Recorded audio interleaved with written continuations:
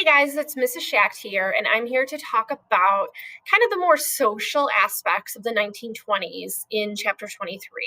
So, when I look at kind of social issues of this time period, I often think of three themes. Number one, shared cultural experiences. So, Americans experiencing music and movies together, a rebellious nature that is brewing, especially among not only America's teenagers, but among women as well.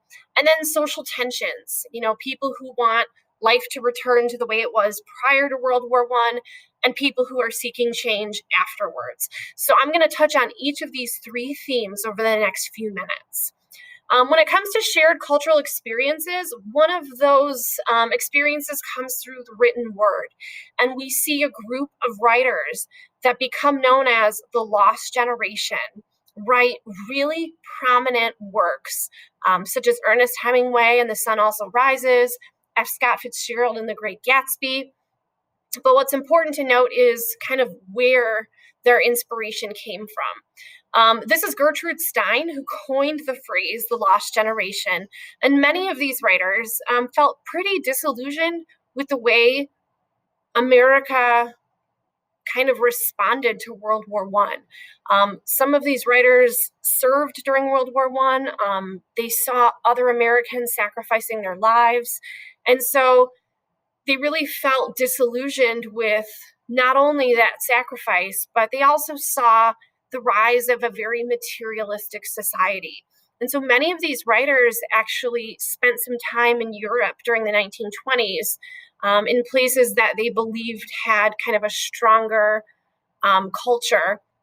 And they were able to write kind of these great works from Europe. Again, much of the works centering around this theme of the materialism of the 1920s and disillusionment after World War One. On a little bit of a happier note, the radio becomes one of the most prolific inventions of the 1920s. And by 1930, there are over 800 radio stations and over 10 million radios, which meant that approximately 1/3 of all American families had a radio. You'll notice from this photo that this family's, ever so sweetly gathered around the radio. That's what they did. In the evenings, Americans would gather and they would listen to news programs, they would listen to sporting events, soap operas, comedy shows, dramas, you name it. The National Broadcasting Company, or NBC, was created in 1924. And the Amos and Andy Show is one of the most popular comedies of the time. And you'll notice these men are dressed up. They are broadcasting from a studio, and it's as if they're acting, right? And instead of maybe watching it on TV, you're listening to it on the radio. This is also where many Americans are exposed to jazz music. Now, I know you heard about jazz music already, which came north through the Black Great Migration, but radios made jazz music accessible, and it very much appealed to the youth of America. Another shared cultural experience is the movies. So during this time period, we really see the rise of Hollywood. Although most movies are silent, meaning there are words on the screen and there are actors, but we don't hear their dialogue. We do see the first talking picture in 1927, which is called The Jazz Singer. But we also, as a society, become very mesmerized by Hollywood, the lives of actors and actresses. We see kind of celebrity magazines take shape. And again, Americans are able to kind of escape to the theater during this time. And that is The Jazz Singer. All right. Moving on to the second theme, we see kind of a rebellious streak taking shape among America's women. So I think a lot of this stems from the fact that A, many women worked during World War One and kept those jobs even after the war was over. And B, women were given the right to vote with the 19th Amendment. And so women were kind of breaking down other barriers, and that includes some social barriers and social expectations. We do see during this time the rise of the flapper. And I know sometimes when we think of the 1920s, we often conjure up images of flappers, women with, shorter dresses above the knee, which was very scandalous, kind of shorter bobbed hair. Many of these women smoked, they drank, they drove cars, and they danced to jazz music. And so they were really kind of rebelling against societal expectations of what a woman should look like and should act like. Margaret Sanger here also contributed to that with her improvements to modern day birth control. So Margaret Sanger is a name that is synonymous with the progressive era. She is synonymous with labor strikes and working conditions. And she also believed that if women had access to birth control, that would be helpful in eradicating poverty in the United States. She also worked to repeal something called the Comstock Law, which essentially prohibited the distribution of obscene material through the mail. And at the time, birth control was considered an obscene topic. She did continue to send pamphlets and information, and actually did spend some time in jail. She opened one of her first clinics in 1923, which goes on to become known as Planned Parenthood in much later days. And by 1936, it did become legal for doctors to prescribe birth control to women. So this does give women a little bit more of a choice when it comes to how they live and they work, when they get married, when they have children, etc. Okay. Now, the third theme here is social tensions. People arguing essentially over different issues. And the first is the eradication of alcohol. So we know that there have been various groups throughout history that have been trying to get rid of alcohol, believing that it would cure a variety of issues, solve issues of poverty, it would improve the health of Americans, and it would return America to kind of these good Christian morals and values.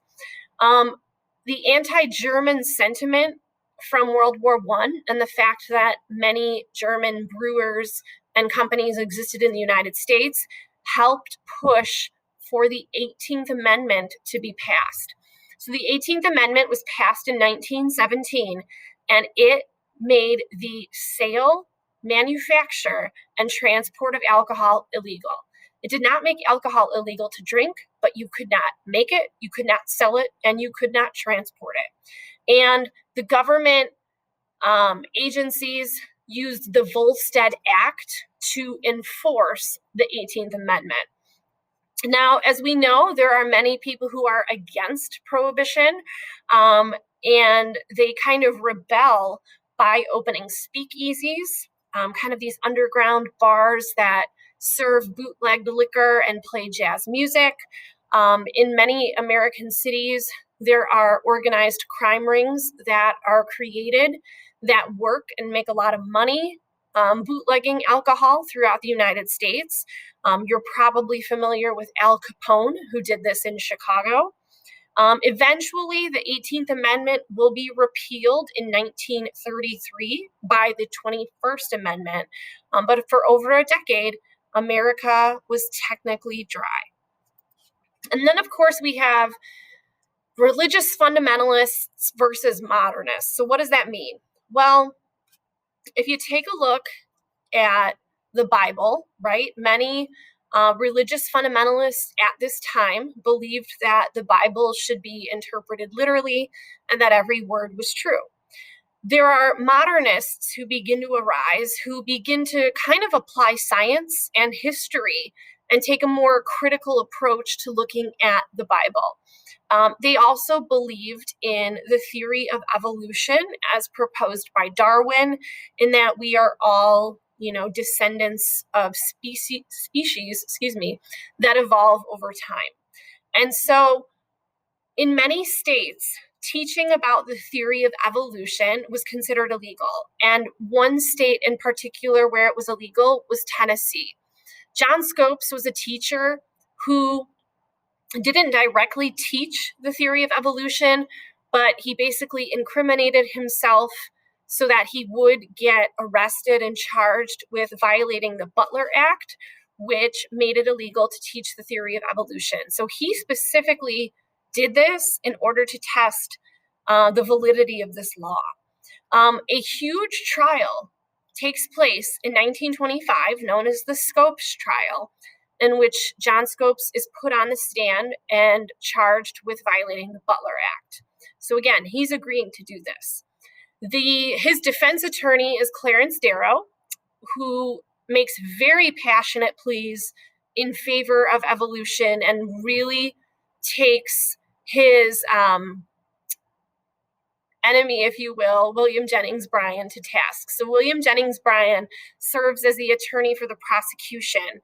And over a series of days, both men, just give these long, impassioned kind of speeches and really rouse the emotion of the courtroom.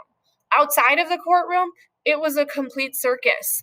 People were barbecuing, there were circus games, and this trial just got a ton of publicity and fanfare. It really comes to a head when Clarence Darrow decides to put William Jennings Bryan on the stand, and basically puts him on the stand as an expert on the Bible. And he's able to kind of back William Jennings Bryan into a corner. And he realizes that maybe he isn't quite the expert he thought he was, and maybe there are some things that cannot be explained or proven. Despite that, John Scopes is found guilty, and he is fined $100. This is all eventually overturned. And sadly, William Jennings Bryan passes away days later. But it just kind of shows you, I think, in all of this, how life is changing in the 1920s, and it's changing at a very rapid pace. And some people are ready for change and others are not. So I hope that helps you guys understand kind of, again, the social issues that were taking place.